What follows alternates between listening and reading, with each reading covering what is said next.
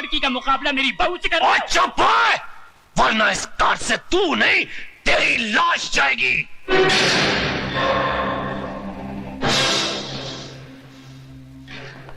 वो दौलत का जिन्ना जोर लगाया लगा ले।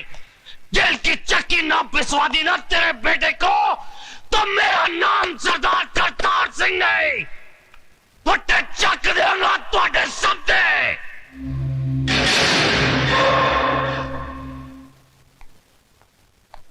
राय साहब, हिंदुस्तान की अदालतों में मुझे ज्ञान प्रकाश नहीं, माइक टाइसन के नाम से बुलाया जाता है। जिस तरह वो बॉक्सिंग रिंग में उतर के घूंसों की बौछार कर देता है, उसी तरह मैं अदालत में गंदे और अश्लील सवालों की बारिश कर देता हूं। आपके बेटे ने तो उसके कपड़े उतारने के लिए अपने हाथों का इस्तेमाल किया होगा, लेकिन मैं उसे अपने सवालों से नंगा करूंगा। रेप क्या है उसका मतलब मैं समझाऊंगा उसे।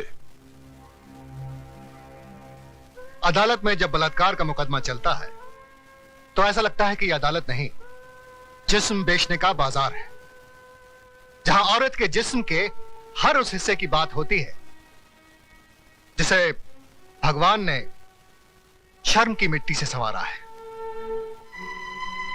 माला, तुम सुन रही हो ना? आप बोलते जाइए। जानती हो कैसे कैसे सवाल पूछे जाएंगे? जब तुम्हारा बलात्कार हो रहा था तो तुम्हारी साड़ी कहां थी? जांघों के ऊपर या जांघों के नीचे? ब्लाउज कहां था?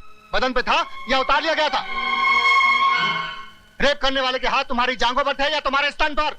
चुप कर वकीला, चुप कर। अगर मेरी बेटी से ऐसे गंदे गंदे सवाल पूछे जाएंगे तो नहीं चाहिए मुझे इंसाफ। लेकिन मुझे चाहिए इंसाफ। क्या पूछेगा वो वकील? यही ना कि उस लड़के का हाथ कहाँ था, जांघों पर या छाती पर? छाती क्या होती है वो मैं उसे बताऊंगी। यह है छाती, जिसका दूध पीकर हर मर्द की छाती चौड़ी होती है। इसे कहते हैं स्तन। अगर अपनी माँ का दूध पीते वक्त ठीक से न देख सका हो तो मैं उसे दिखाती हूँ। मैं औरत हूँ और मुझे फक्र है कि मैं वो काम कर सकती हूँ जो दुनिया का कोई भी मर्द नहीं कर सकता। अपने जिस्म में एक नए इंसान को जन्म दे सकती हूँ। अपनी छाती का दूध पिलाकर उसे बड़ा कर सकती हूँ, जो आगे चलकर राम या रहीम बनेगा। शाबाश माला, शाबाश। अगर हिंदुस्तान की हर औरत तुम्हारी तरह बेखौफ हो जाए तो इस समाज में औरत को वही दर्जा मिलेगा जो उसे मिलना चाहिए। शाबाश।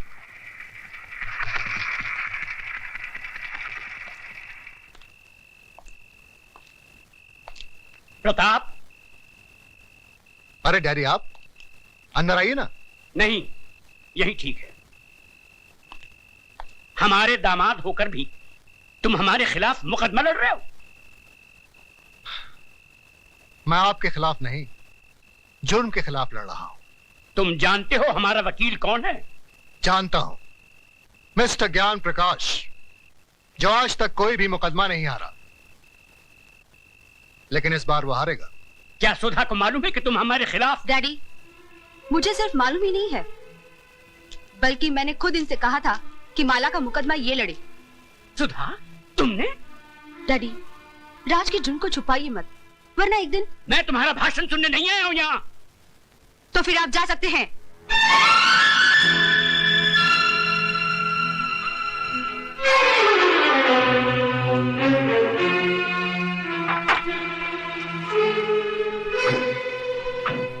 माय लॉर्ड, आज इस अदालत में एक बलात्कार का मुकदमा आया है।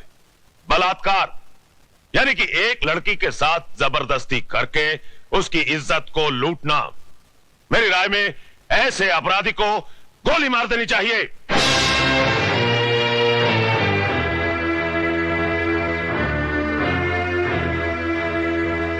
अगर एक लड़की अपनी मर्जी से एक लड़के के साथ हम बिस्तर होती है और उसके बाद अपने कपड़े खुद ही फाड़ती है, अपने बाल बिखेरती है और अपने ही नाखूनों से अपने बदन पे निशान लगाकर चिल्लाती है, बचाओ बचाओ मेरा बलात्कार हो गया, तो क्या अदालत मान लेगी? I object your honour. मेरे फाजिल दोस्त मिस्टर ज्ञान प्रकाश एफआईआर में दर्ज रिपोर्ट को झूठा कह रहे हैं। झूठी रिपोर्ट को झूठा कहना गलत नहीं है वकील साहब। रिपोर्ट लिखी किस पुलिस ऑफिसर ने थी माय लॉर्ड? उस पुलिस अफसर ने जो सरदार करतार सिंह के कर्ज तले दबा है और बचपन में एक चोर था। इंस्पेक्टर खान, क्या ये सच है? माय लॉर्ड, दरअसल आप सिर्फ हाँ या ना में जवाब दीजिए। ये सच है। That's all your honour. जिस इमारत की नींव ही खोखली हो, उस इमारत का अंजाम क्या होगा? आगाज हुआ ही नहीं और आप अंजाम तक पहुंच गए वकील साहब। इस हादसे के चश्मदीद गवाह है योर ऑनर 40 मासूम छोटे छोटे बच्चे, जिन्हें ना ही आपकी बुलंद आवाज का खौफ है और ना ही किसी अंजाम की परवाह। आप फिक्र मत कीजिए वकील साहब, धीरे धीरे सबको बुलाऊंगा इस कटहरे में। माय लॉर्ड, सबसे पहले मैं मिस माला से कुछ सवाल पूछना चाहता हूं।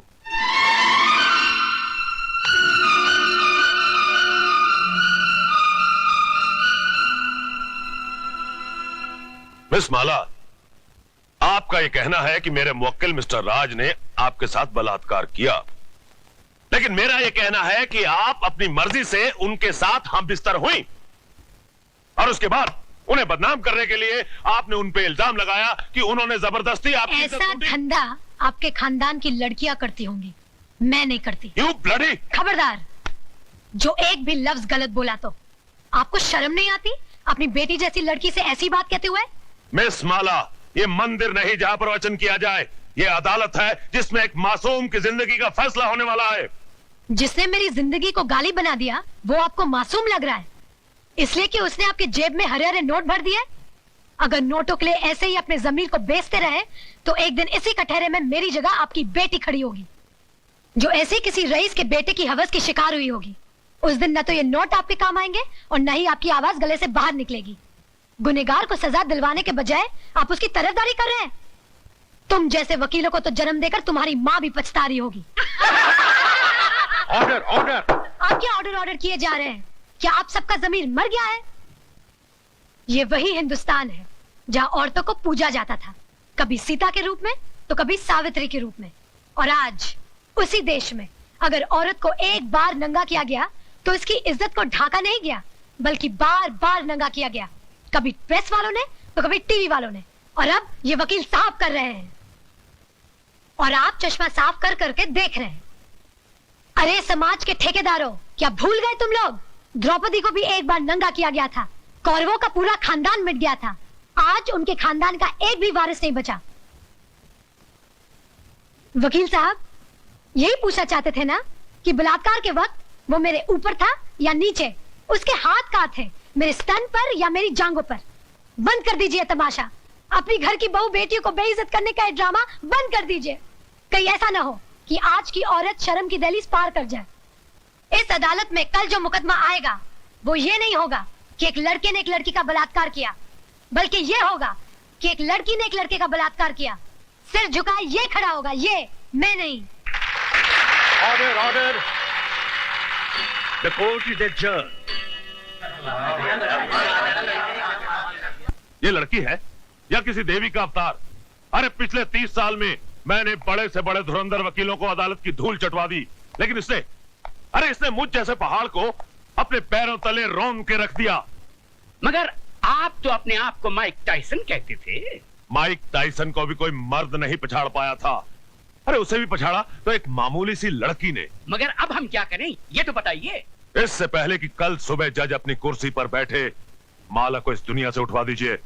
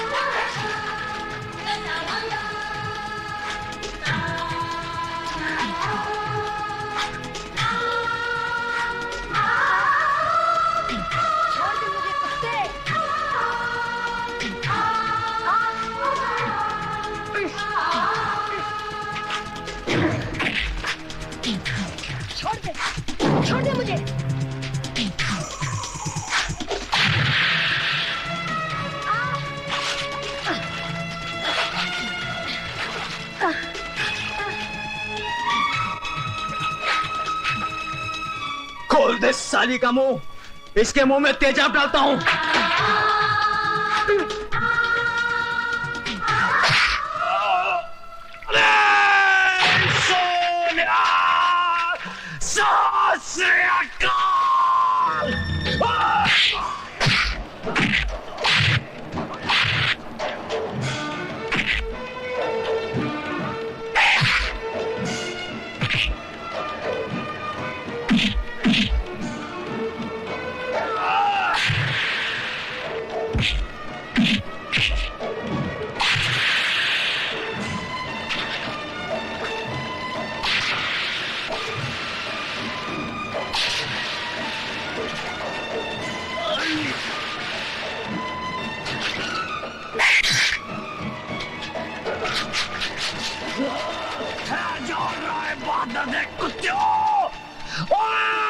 सरदार करतार सिंह तोड़े फटे चक देगा।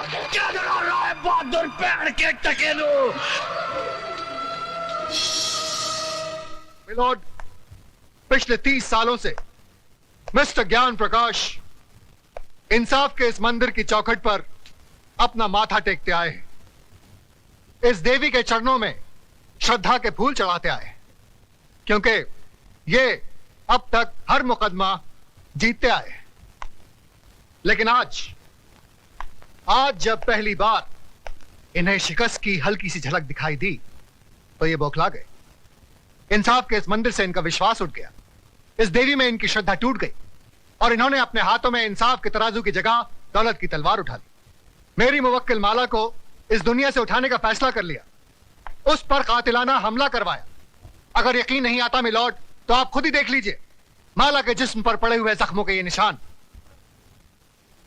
मैं अपने फाजिल दोस्त से यह पूछना चाहूंगा कि अगर इस मुकदमे का फैसला अदालत के बाहर ही करना था तो इस अदालत में आने का ढोंग क्यों रचाया जा रहा है? जब इन मासूम बच्चों के बयान के बगैर इस मुकदमे को अंजाम तक पहुंचाया जा सकता है तो फिर इन्हें क्यों बुलाया गया है? अगर ताकतवर अपनी ताकत के जोर पर ही मुकदमे का फैसला करवा सकता है तो यह अदालत क्यों बनाई गई है?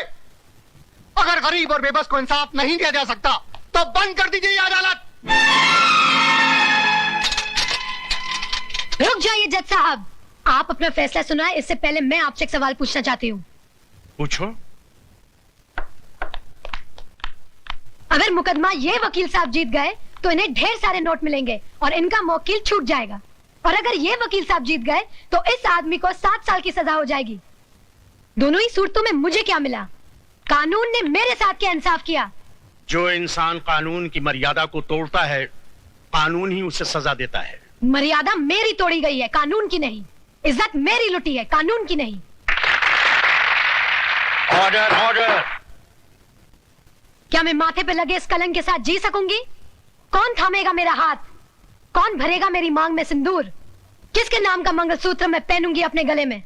अरे इस देश में तो सीता माँ को भी अग्नि परीक्षा के बाद माफ नहीं किया गया था, फिर मैं तो एक मामूली सी लड़की हूं।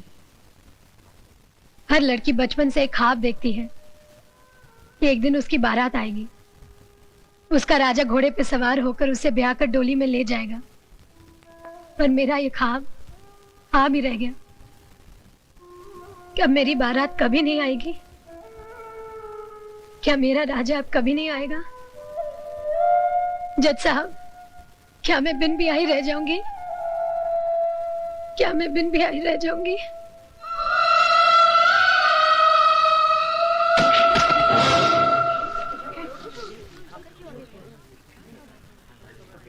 हाँ, अपने आप को दादा कहते हैं। सारा शहर कांपता है इनसे, मगर एक मामूली सी लौंडिया को खत्म नहीं कर पाए। अरे लानत है तुम पे और तुम्हारे आदमियों पे। अब खड़ा खड़ा मुंह क्या देख रहा है? Get the hell out of here you stupid asshole.